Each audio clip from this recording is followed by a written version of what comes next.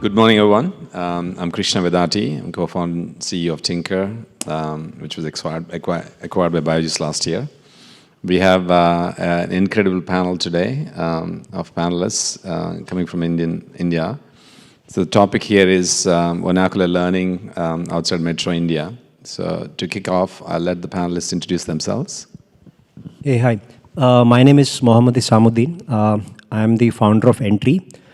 Entri is basically a local dialect upskilling app for India. So we're solving for a segment in India where there are 400 million people who are not proficient in English, but with the right kind of learning experience in their own local dialect language like Tamil, Hindi, Kannada, etc., can improve their employability chances.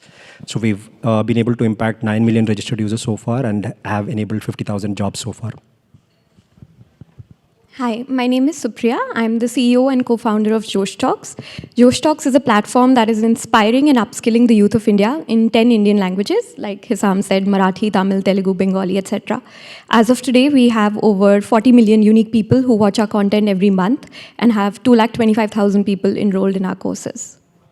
Awesome. Hello, everyone. I'm Aditya. I'm one of the co-founders of Doubtnut.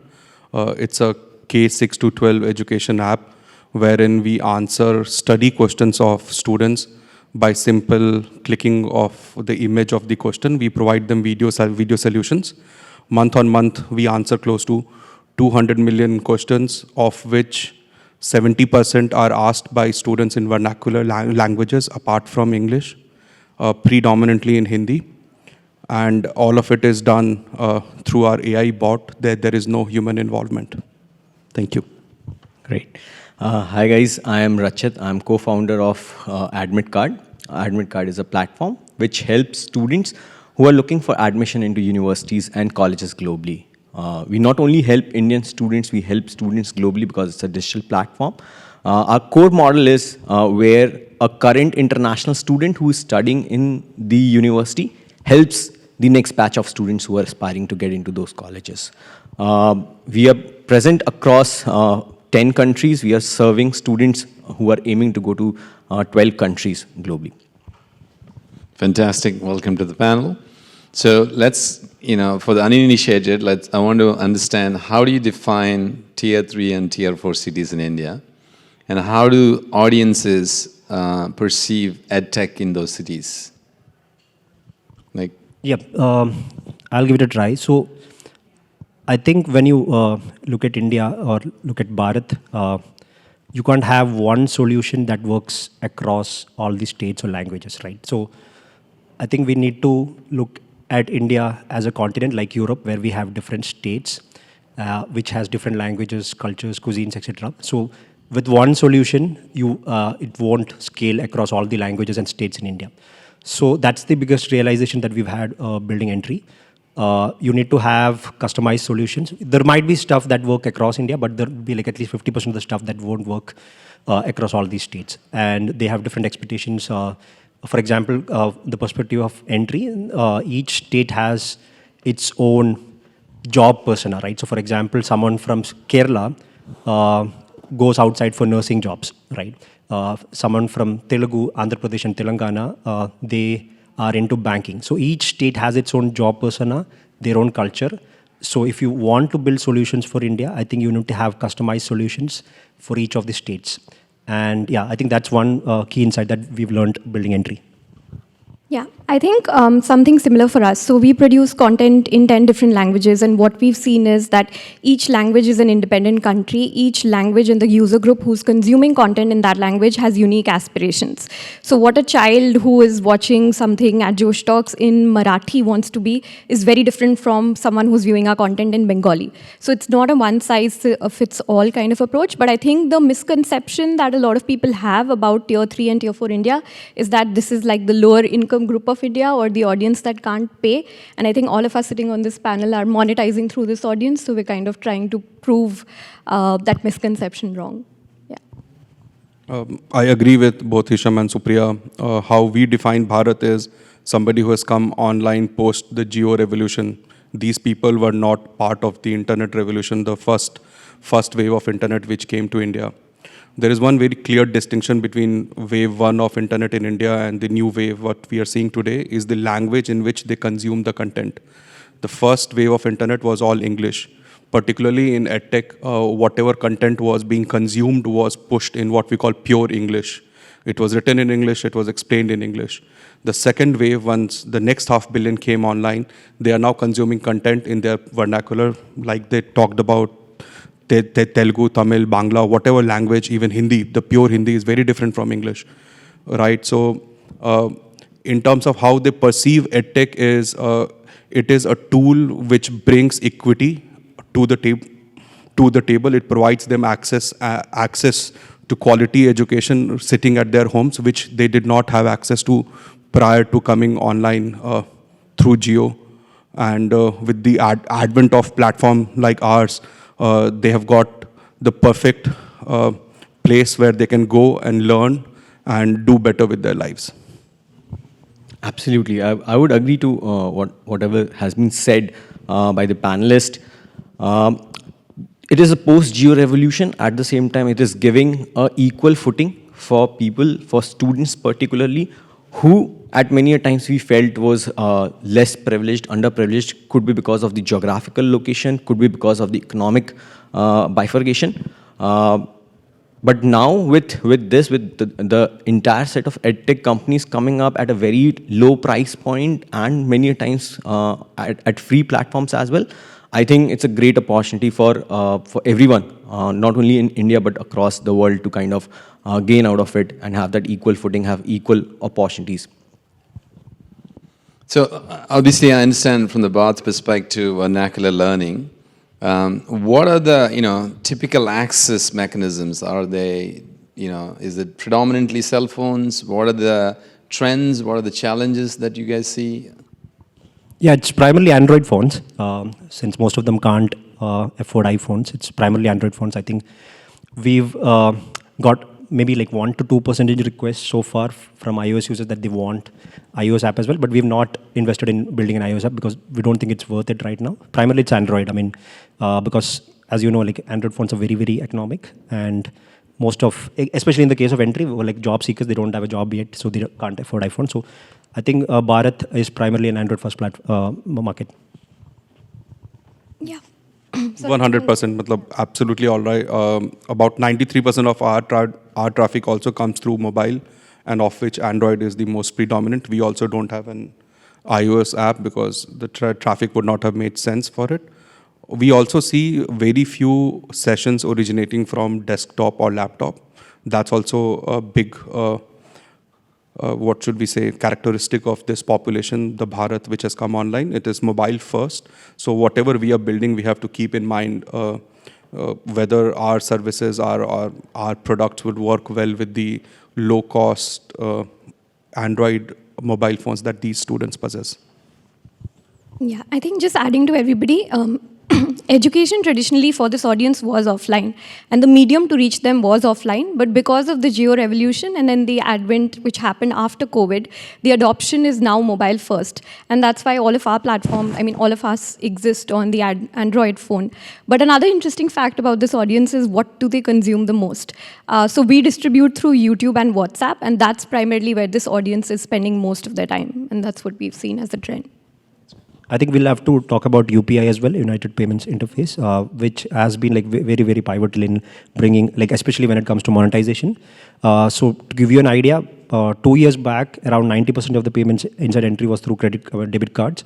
Right now, it's the other way around. Around 70 to 80% payments comes through UPI. So I think that has been like pivotal in like, especially when it comes to monetization. Yep. So for us, this I would say slightly different. While we divide the entire journey of student who are coming to AdmitKard platform is one, seeking information, and the second is completing their entire application to the universities. For the second phase of the journey of the student, we are seeing it is actually laptop and desktop heavy. The first part is practically 98-99% all mobile and Android first. But the second part of the journey, when they're doing pretty serious stuff, which is actually applying to universities, they spend a lot of time on laptops and desktops. Now, obviously, listening to you all, you have different audiences, right? Some of audiences for Doubtnut, for example, are predominantly students. What type of audience is it? Like, do you look at like postgraduates or like, what kind of audience, what are their needs that you see in Bharat? Yeah, for us, it starts right from 7th grade pass, right? So people who have passed 7th grade or even like 5th grade, 10th grade, 12th grade, graduates, postgraduates, we classify into different categories.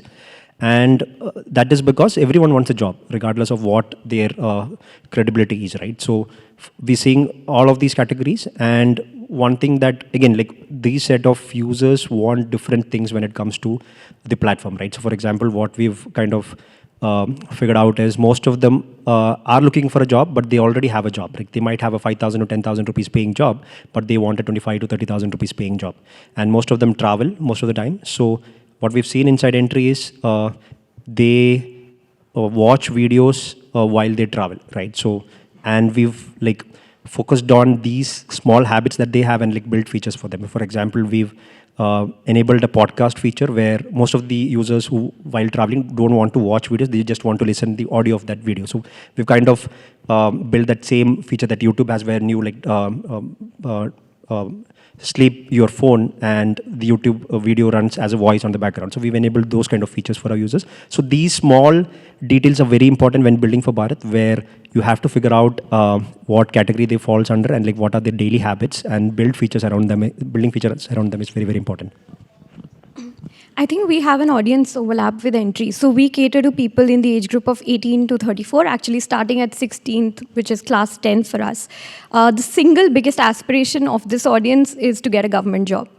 The government job applications that actually go through are like less than 1% of people actually end up getting a government job. Once that doesn't happen, then they want a private job. If they're not able to get a private job, then they want to start a shop or a so-called small business, which is like the lowest priority in this segment. So those are the aspirations, and I think it's similar across most of the languages, and then we cut through in providing solutions for each aspect of it. Anything to add? Yep. So for us, the target segment is both students and parents, because while a student is getting into a university or college, a lot of times parents are the decision makers and are active participants in that. So it covers the entire spectrum of students at age of 12 to maybe at 40, 45.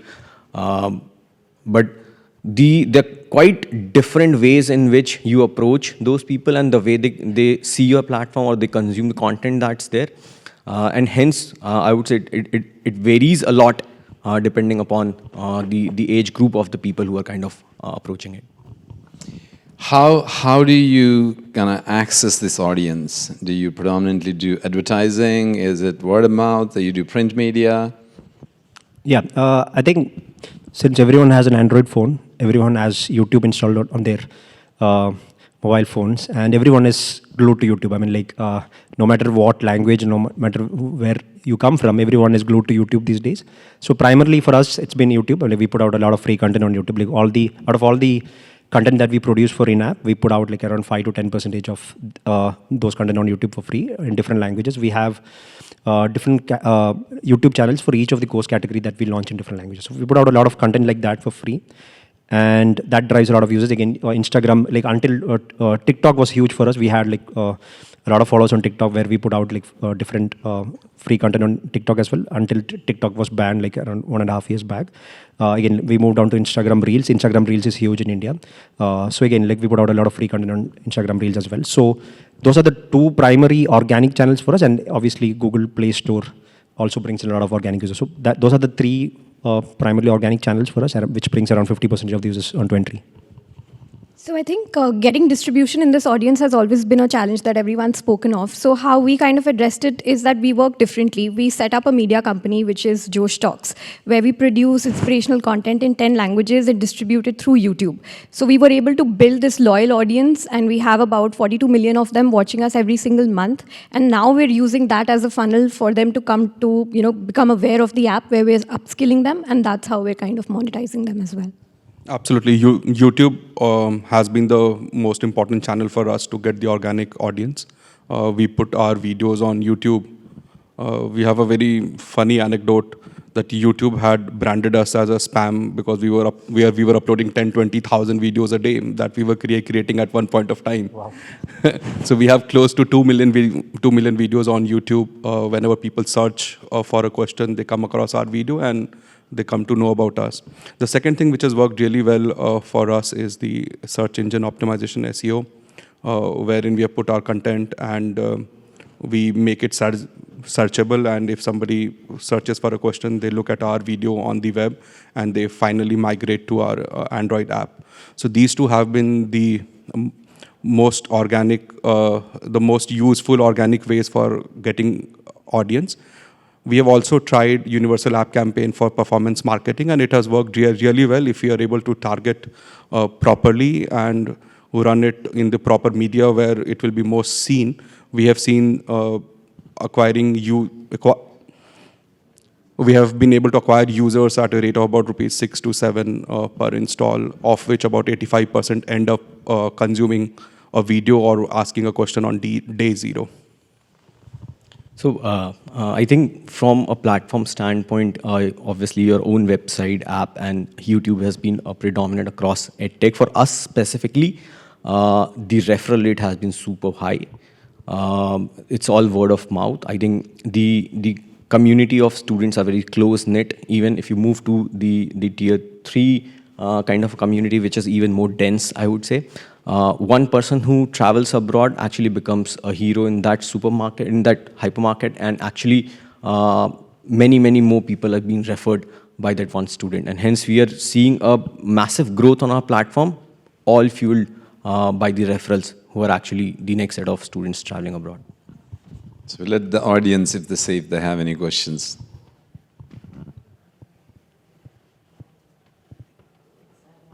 Thank you so much for sharing that context. Super fascinating.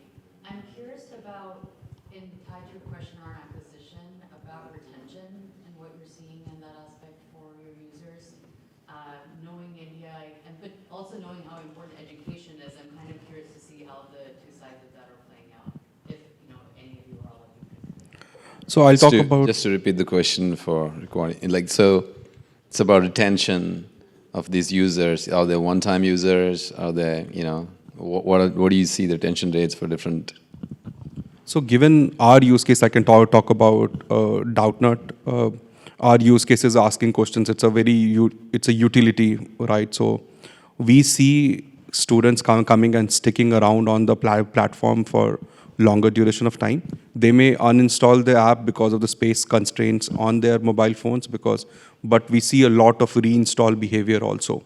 So on a given day, if we get about 60 to 70,000 installs, of which about 35 to 40% is reinstall, right? So if we look at D1 or D15 or D30 retention like we do, that may be slightly lower. What is your D30 retention? So D1 retention is if somebody installed the app on day 0, how many of them are opening the app on the first day? D15 is on the 15th day, and so on and so forth. So we see a bit of fluctuation there because they keep on, uninstalling app and. You're not going to give us the number. So unless you're not going to get a number, don't define as D30 for us. Let's keep going. Our D30 is in the range of 11 to 15%. Okay. And in terms of our month 12 retention, if somebody was installed the app today and in the month 12, about 12% of them would still be watching videos. Yeah, so for us, I think when it comes to especially government job exams, there is a huge seasonality factor, right? So someone, like a typical aspirant, takes 3 or 4 government job exams over a period of 18 to 24 months. And once a government exam is over, he or she kind of uninstalls the app, right? And then comes back again 6 months later. So we are not super focused on D1, D30 retention. What we instead focus on is a metric called average number of subscriptions bought per paid user. Like for example, if he or she has to prepare for a government job exam now, and then after 6 months he comes back and buys another subscription, we measure that as a retention metric. So that has gone from around 1.05 to around 1.5 over the last 2 years. So how that is improving is as we add more relevant courses in a particular state, that metric is going up and up. So that's how we measure retention for us. Thank you. So, Yeah. For us, actually, the journey is pretty long. A student who comes in the pre-final year or final year will have a month to 2 year, year to 2 year long journey. And our aim is that once they kind of get admission, they should actually stay back on the platform, help the next batch. So they should spend 2 to 4 more years on the platform. So our average age of successful student on the platform is somewhere between 3 to 4 years. That's I would say pretty long journey. So what we track is M6 and M18 are the two metrics that we track. M18 signifies that person would have converted into becoming a mentor onto the platform. M6 is somewhere around 22-23%. M18 for us is around 8%. Any other questions? Please. It sounds like you were able to find a way to organically reach a really broad audience in India, so congrats on that. What I'm curious to see is how do you think about monetizing those audiences differently from the entry-level areas? So let me kind of follow up on a question on that. One is monetization, and let's be kind of quick because of the time. And then what do you price differently between tier 1 cities versus 3 and 4? I can start with that. So the propensity to pay for this audience is significantly lower than Tier 1 India, right? So when we were looking at pricing our first course, we went all the way up to $1,999 or about $20, and then moved down. So I think what we've really seen works over here is sachet pricing. So our first course, which is a 90-day course, starts at $500 or about $8, and then we have an annual subscription, which is about $1,000.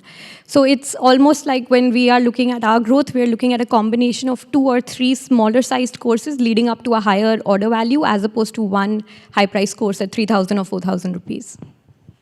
Yeah, I kind of agree. So in India, especially in Tier 3, Tier 4, the recurring subscription model doesn't work. Whatever money that you want, you have to collect it in one go, right? So you can give them, like what we do is we give them validities, like for example, 6-month validities and 12-month validities, and we charge a fixed fee, and we collect all the amount in one go. Especially for Tier 3, Tier 4, if you like give them like a monthly EMI option, there will be like high default. So you should price it lower and like collect all the money in one go. Absolutely. I don't have anything further to add. It's about pricing it lower and collecting upfront, because collection of payment and recurring payment in India has been a pain that we have not been able to solve for. One thing is also how do they make the payment, right? For us, we are primarily targeting teenage kids who are in grade 6 to 12th. How do they make the payment is one of the areas where we have to innovate a lot. The typical, like Hasim brought up, that about 80% of the payment is made through UPI. And what we have seen at Doubtnut is about 65% of the total payments which has been made through assisted UPI. That they go to these shops in their neighborhood and they go and tell them that we need to make payment for the fees for Doubtnut. They give them cash and they in turn make the payment for them. These students are wary of clicking on links and making payments. They don't like UPI IDs that we have in India because there is an @ symbol there and it looks like a link and they are quite wary of link. So we have to, figure out ways around it to get the payments. Right? Aditya, that is one of the challenges. Yeah. So let me ask Supriya this question, right? Like this phenomena called, what is it, Bade Bhaiya? Is that what you created? Bade Bhaiya, Big Brother. Yeah. So how is it creating value for your audiences? And can you give us specific examples like of the change you brought through your solutions to these tier 2, 3 cities? Sure. So I'll just start by talking a little bit about why Bade Bhaiya, right? So what we really believe at Josh Talks is that if you don't show someone a dream, they don't aspire to actually go out and achieve that dream. So like a relevant example would be, and super materialistic, but if you haven't seen a BMW, you don't aspire to work hard, earn money, and buy that BMW. So what we're really doing is that we're showcasing stories of people who've gone out from tier 2, tier 3 India, from smaller villages to the cities or even in the villages and have achieved success. And success is probably being able to send your daughter to private school. That's success. So super relatable role models who act almost as big brothers or elder brothers, giving our audience direction. And that actually enables us to build a really heavy bond with the audience that's watching our content. And then when this elder brother says that if you need to do well in life, you need to be able to speak in English because you can't get ahead without it. Or you need to be able to learn these skills. They are then drawn to download our app, which is Josh Skills, and then they end up using the product and actually completing it.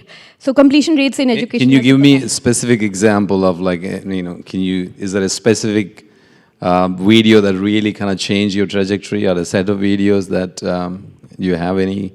Yeah, absolutely. So I think a set of Hindi videos that really changed our trajectory was of a transgender who wasn't able to get a government job, and because of who she was. And then she became super popular on Josh Talk. She hit like 10 million views. Wow. And then she was able to get a government job, and not only her, but 8 others reached out to her and they were able to get employment.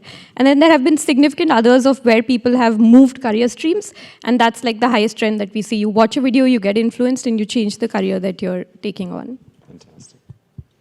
Hisam, I have a question for you. So can you quantify the number of like jobs? I mean, obviously, applications to jobs ratio is quite high in India. So can you quantify like the kind of change you guys brought in terms of is it 1% of your audience are getting jobs? What kind of other options are you providing for these audiences? Sure. So that's right. I mean, so millions of people take these government job exams for like thousands of jobs. So the intake rate is around max is 1%. So I'll give you a specific example of a state called Kerala, which is where I come from, South India. That's where we started Entri. And so in Kerala, there are around 40 to 45 lakh people preparing for government job exams. And out of the 9 million users that we have, 90 lakh users that we have, around 45 lakh is from Kerala. So everyone who prepares for a government job exam in Kerala has at least tried Entri once, right? So, and the kind of impact that we've been able to create in Kerala. So for example, I'll give you an example. One of the major exams that happened in Kerala around 6 months back, it's called LDC Lower Division Clerk Exams, which is an exam the government conducts to appoint different clerks into different government departments. Around 2 million people took that exam, out of which 2 lakh paid users from Entri attempted that exam. And the results came recently. Around 40,000 of Entri's users qualified the prelims exam. Right, so that has been the kind of impact that we've been able to do, and that is only again. We also do this marketing campaign where we say that if you prepare normally for an exam, the chance of you getting into a government job exam is 1 to 2%. If you prepare on Entri, it's 20%. Right. That's a good. So, Rachit, so studying foreign countries is an expensive proposition, right? And these audiences that you're targeting are like they cannot really don't have that kind of income to say. So how do you how is your company tackling that problem? Like what are you creating options for them to get loans or what? Right. So interesting one.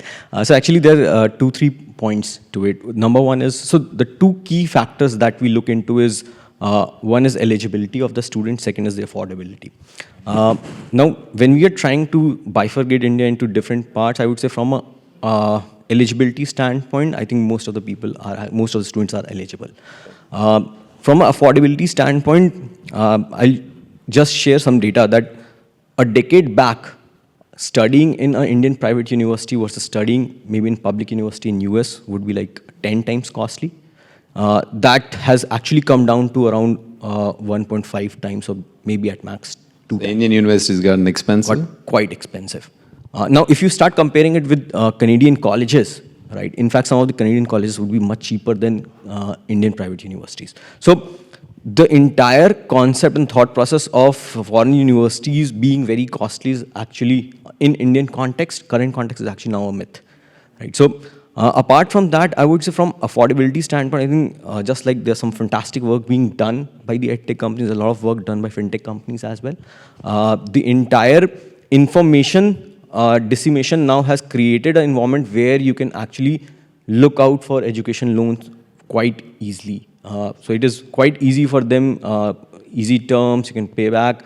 At the same time, a lot of digitization which has happened in India has enabled people in tier 3, tier 4 who owns a lot of land can actually become a collateral to get money as well. And hence, which was earlier not possible is now actually possible. And hence, Of course, the landlords are not poor people that you're referring to. I'm talking about the poor ones. no, actually, it is not only about the poor ones.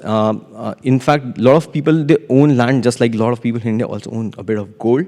I see. Okay. Now, you can't actually get money because most of those things is not digitized. You don't have proper papers, and hence you can't put it there, right? Thank you. Aditya, so what in K-12, I mean, you said you serve K-6 to 12. What's the audience size of K-6 to 12 in India, and what % of that audience belong into outside metro? And how much of that audience is using your product, and why?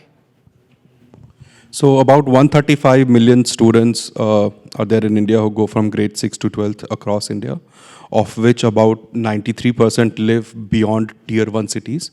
It could be tier 2, tier 3 cities, towns, and villages. On a given month, we are able to reach about 50 million students, of which 83 to 85% come from tier 2 and below, or beyond what we call top 10 cities of India.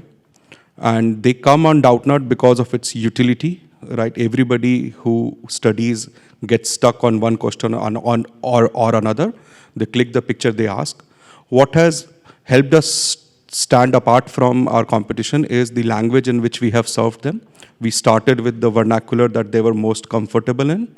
We broke the chain where education was in pure English, started with what we call conversational Hindi, written in English but explained in Hindi. And as we grew, we started creating content in pure vernacular. So that has helped. Plus also the use case through video, answering through video has helped a lot. Okay, thank you. So if I were to ask you to forget your companies and kind of describe other options that you see in the market, it can't be any of your companies that's serving these needs of these tier 2, tier 3. Can you give us some examples of other companies that are really making an impact for these audiences outside metro? So I'll start with, I think Physics Wala and Utkarsh classes, two of the companies built on the platform of YouTube and massive distribution, have done splendid job for Bharat. I think YouTube has done a splendid job for Bharat. So like he said, there are multiple YouTubers that are actually now creating their own products, and that's what they're watching. Apart from that, Apna Jobs has done really well for the blue-collar workforces. So if they were to switch off YouTube and WhatsApp, you guys are done? It will be a Now we setback. own them. 30% done. Okay. Audience, any questions? Please. You mentioned how basically like technology sort of democratizes itself at different paces, and you mentioned that like most of your user bases are overwhelmingly like Android app, for example, as opposed to desktop web, iOS, that kind of thing.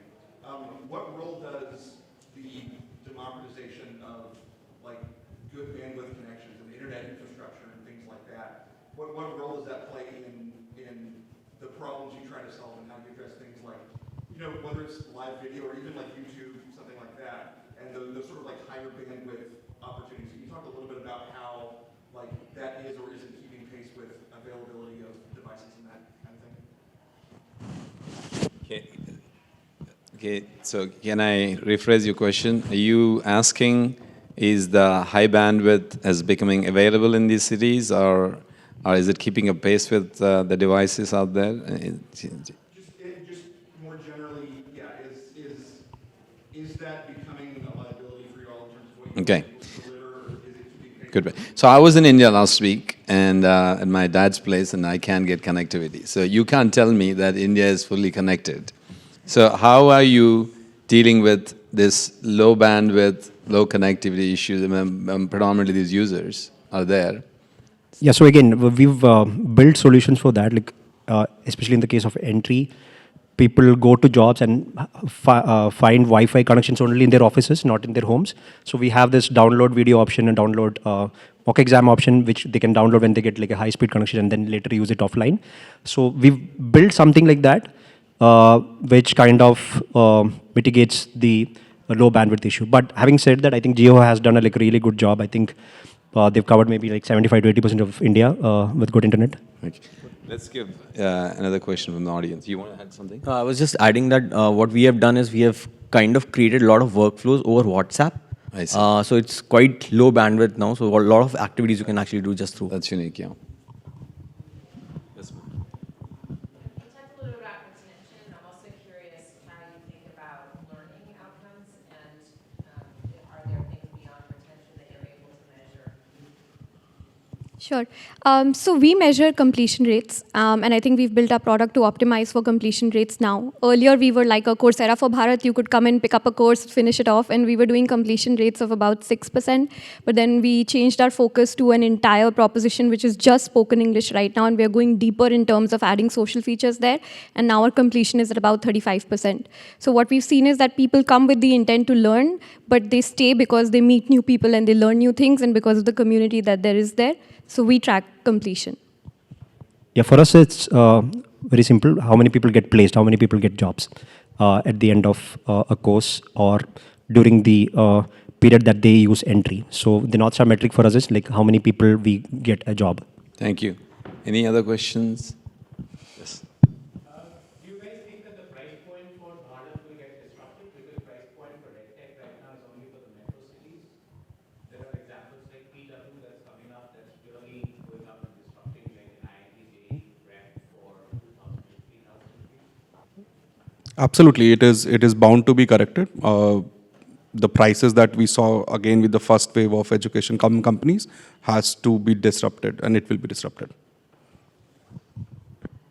Any other questions? So in terms of like in these tier 2, 3 cities, are it always is about IIT or medicine, or is it like different kind of these aspirations of these students or adults? Are they different type? Are you seeing? Yep. So we see a lot of kids talking about getting into armed forces, matlab, getting into police, becoming a better farmer, right? So these students, I don't know whether it is because of lack of awareness or what, but from what they see around them, we see very varied career choices that they would want to make once they get there. Yeah, for us, it's totally different. The average age of an Entri user is 25, 26 years old. They want a better job. It's not about IIT or NEET. They are earning around 5,000 to 10,000 rupees right now. They want something at 25 to 30,000 rupees. That's the aspiration for most of our users. So actually, we are creating role models, I would say pan-India, who are not only just limited to the Indian colleges, but for the opportunities globally. And in fact, it is about maybe 10 people moving out of one particular place to 10 different places across the globe and then creating many more opportunities there. I think we're seeing government jobs, but we're trying to change the narrative by using media and showcasing more stories of entrepreneurs, etc., and small businesses so that they start thinking out of the box. One more question. I'm just curious, there's a lot of talk about people leaving where they grew up to go somewhere for better opportunity. I'm curious if there's any trickle impact you're seeing of what they bring back into their community that they definitely find. The